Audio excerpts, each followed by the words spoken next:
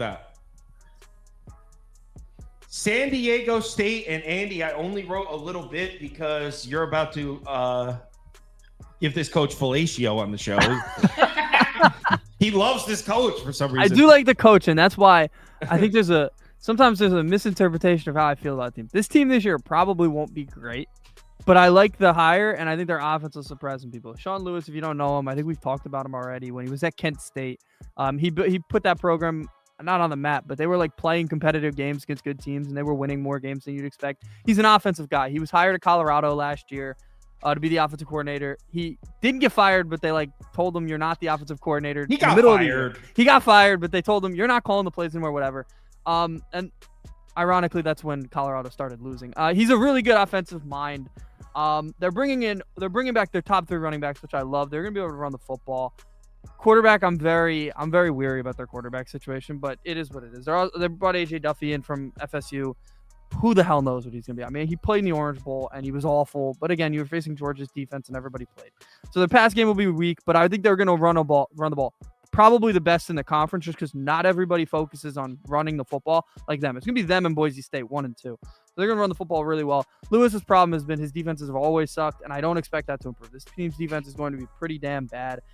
7 of their top 8 guys are 7 of their top 8 transfers are on the defensive side, so they put the effort in, which he doesn't usually do. He doesn't recruit defense very well. Put the effort in, but those guys have to hit. You have to hit on those. So if it's going to improve, it's going to improve slightly because they'd have to hit on everybody for them to be a much better defense. But the simple way to put it is this team's going to rack up a lot of rush yards. They're going to keep themselves in games. They're going to control some games, which could help them pull some upsets.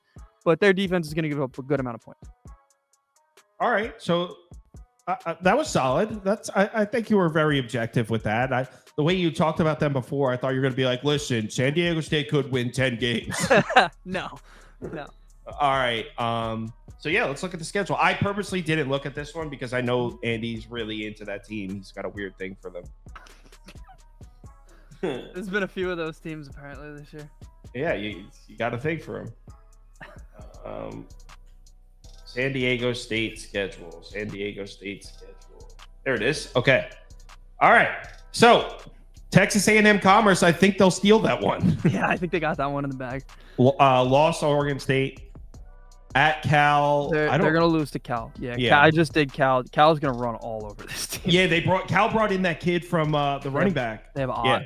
Ott is insane. Yeah. At Central Michigan win. So it's 2-2. They should get Hawaii too. Yeah. 3-2. I don't like at Wyoming. Lost 3-3. Washington State lost 3-4. At Boise State lost 3-5. Home against New Mexico win. That's 4. I get 6 here. At UNLV's loss. Yeah. What was? Give me the last 2. I'm taking 6. I like over 5.5. Yeah.